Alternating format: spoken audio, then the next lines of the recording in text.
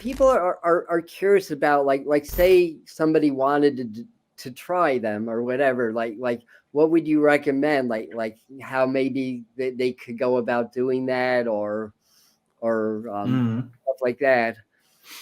That's a very good question. It's a very broad question because I Yeah, it's a think little loaded. Yes. because I think it's very individual for everybody. It's unique to every situation of the individual, at like depending on where they're at physically, where they're at in life, just like with their career, how they feel about their relationships, how they are environmentally, and just like all of these factors kind of play a role in these experiences, because these experiences are just like they enhance your life and your perspective on life. And so first of all, I think it depends on where you are at in life. And then I think if you want to start and are curious and interested in those experiences, then it's good to kind of learn about them and learn, like just like get yourself a little bit into the topic and research a little bit about it. Research the substances, the different types of psychedelic substances that are out there, what they do, what the dosage range is, and just get a little bit of knowledge in. And then I think just to get into it, good preparation is very important for those experiences. So just not just take something and see what happens. I mean, you could do that and it could turn out very well, but it could also turn very bad. So it's a little bit safer to prepare yourself. And preparation is like a huge topic for those experiences, because you can decide for yourself. Again, individually, it's a matter of preference, especially in the beginning.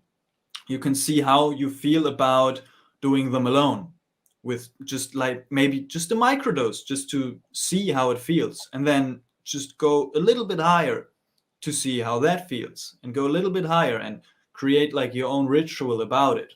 Or you can have a friend, maybe even an experienced person who has experienced them before, with you, just to be and watch over you and give you that kind of safe space. Or you can search for a professional guide who, or underground therapist who does these things. Or you can go to a retreat. There are many retreats around the world, in the Netherlands, Jamaica, which are even legal. So you have to decide for yourself, like how much do you want to be uh, involved in illegal activity? How safe do you feel about that? Or of course, there are legal alternatives. You can travel to places to connect with shamans, with other guides, with other facilitators, with therapists, and like decide for yourself with whom you want to work, or if you want to explore and journey alone, which is also valuable. But like when you are beginning, you can just, those are just some questions to consider, if like um, how you want to work with those substances. And then also another point is the intention.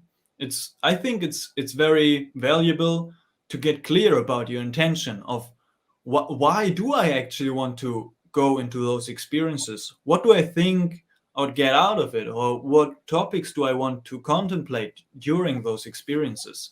Is it because I feel a little bit depressed or anxious, or and I want to kind of better my mental health and use them for that? So maybe that's a little bit, it would be a little bit more wise to go with a therapist or something, somebody who is kind of specialized to mental health issues and that. Or you just want to get a little bit of creative insight into your career or into your art, or you want to explore shamanism a little bit, and or just out of curiosity is also a good start, but this is a little bit more vague. So a specific intention, I think, is very valuable and nice to have.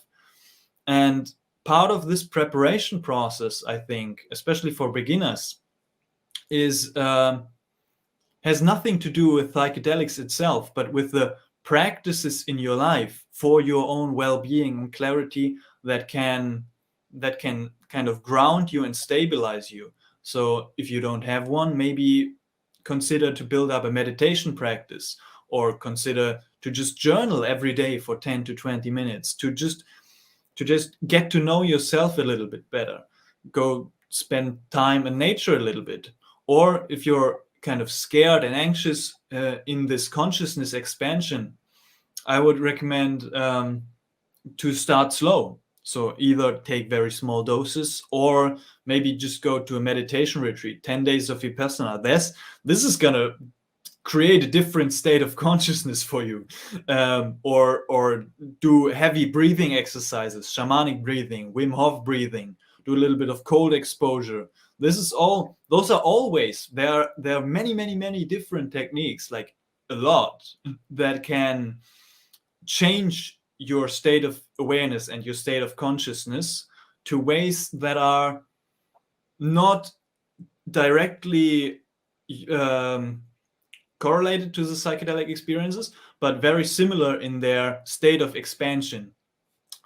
So you can kind of still get something out of these practices, and you can get used to a different state of consciousness if you haven't experienced that already.